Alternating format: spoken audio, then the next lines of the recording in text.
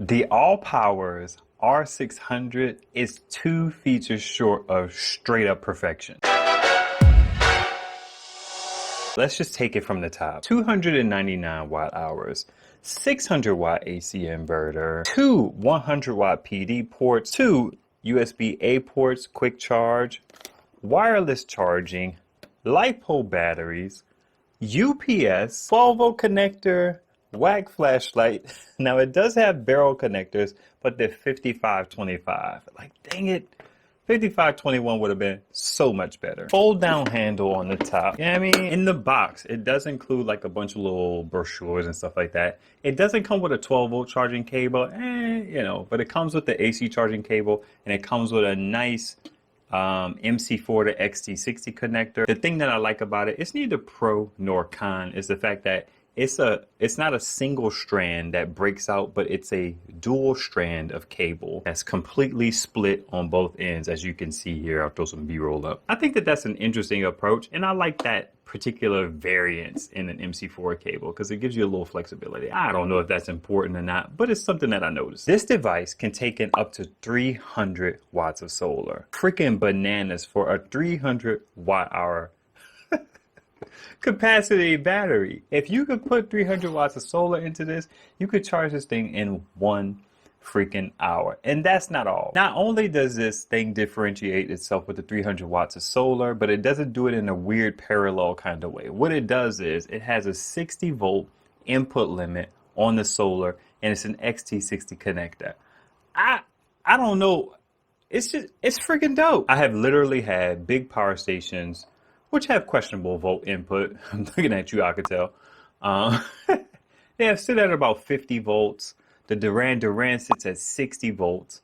This particular joint can be swapped out for either of those devices on days when they get full, especially the Duran Duran because it has a XT60 connector. It also doesn't have a power brick. Let me be clear. Not having a power brick is great, but having a power brick is not the worst thing because I don't charge power stations from the wall, so I don't care about that. But to be able to grab this device and quickly put power into it using an AC cord is pretty dope, I must say. As it relates to charging, someone mentioned in a video that the charging rate of silent, normal, or standard and turbo has a slight impact on the solar. It only drops solar charging down a few watts according to that video, but I think it's something interesting that you should pay attention to. I have put the dip onto silent because I wanted it to charge a little bit slower for what I was power dumping into it.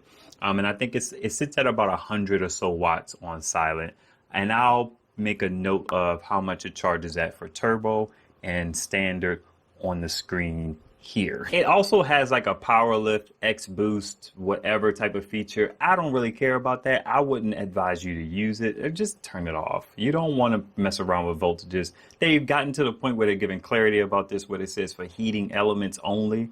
And it's like, if you need it, it's there. So the UPS mode, they say is 10 milliseconds. I have not tested that. I'd imagine anything less than about 20 milliseconds is actually pretty good. I actually forgot to mention something about the UPS. In order to enable the UPS, it is not on by default. You have to turn the AC on first and then plug in the power cable, and then the UPS will be active. It also has app control via Bluetooth. Now, the app is annoying to me. The first cardinal sin of applications for power stations is to require an account. Not only does it require an account, much like some other brands, it requires you add a legit account to it. So you can't even make an account. As of recording this video, it wants like Facebook or WeChat or QQ. So I don't know. I'll put something up on the screen right now, but it's very strange. It's a Bluetooth enabled device for the app connectivity. So you go in and you add the device via Bluetooth.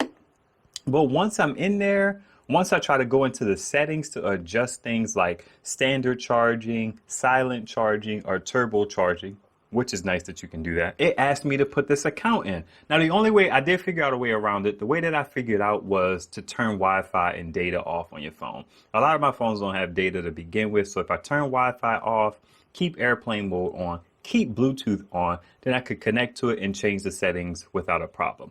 You can also control many other things like any other power station like AC and 12 volt and so on and so forth. One thing that did catch my eye about the app is when you have it charging, it doesn't tell you the time remaining. It doesn't give you useful information about how much time it's going to take to fully charge it. Now it does give you information about how much time you have left as it relates to the load, which can get weird when you're charging and discharging it, but it's just something that I noticed. One thing that caught me off guard was the fact that the ports are sideways on this dip.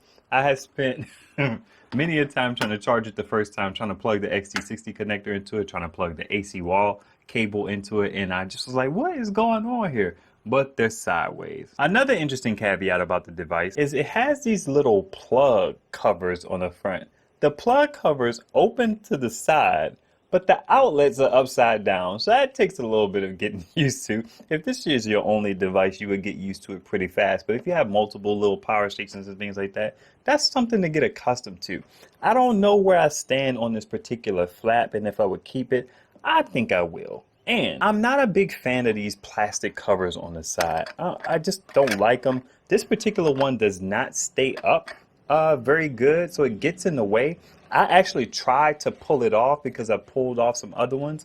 And after I do this video, I'm probably going to break this off because I don't need this. I don't do outdoors stuff and all that jazz, so I don't need the ports to be covered. And then you can't cover the port while charging anyway, so it doesn't really do me any good to have this on here. Oh, look, it's staying up now. How about that?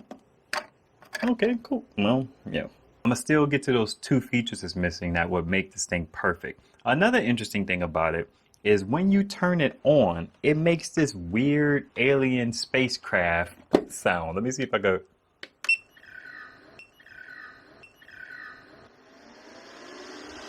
That's very interesting. I don't know why it sounds like that. It's like, it's like it purrs or something. It's very odd. Everything does beep when it turns on. I have not seen an option in the settings where you could turn that off, which kind of sucks. Now, you remember earlier I said that this thing is 2 features short of perfection. One, the fan is stupid, dumb, harshly loud. And it's just like, ah. And here is the fan. This is at about a foot away. I'm just going to turn it towards you so you can hear. Much like another power station that's floating around that this one competes with, the fan is just obnoxious. I can't imagine you would be able to use this in a quiet environment. It would annoy the crap out of me. It does annoy the crap out of me, which is why I use it in certain situations and not others.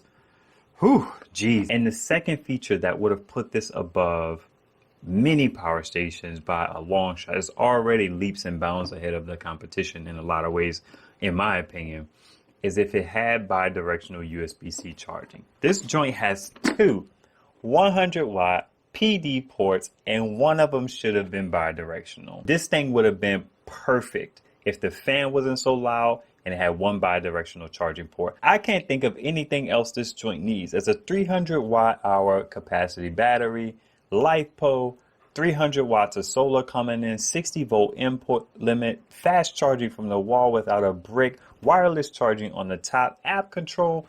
This thing is freaking incredible. It's just the fan, really the fan, but the ports, man. If I had a bi-directional on here, I would absolutely love this thing. It's an excellent first device, excellent for power dumping. You bring it in about 300 watts, 260 watts of solar. You're using your 600-watt inverter. You have the capacity to just dump and power from solar all day. I think it's an excellent first power station for anybody who's interested in something to actually buy and use.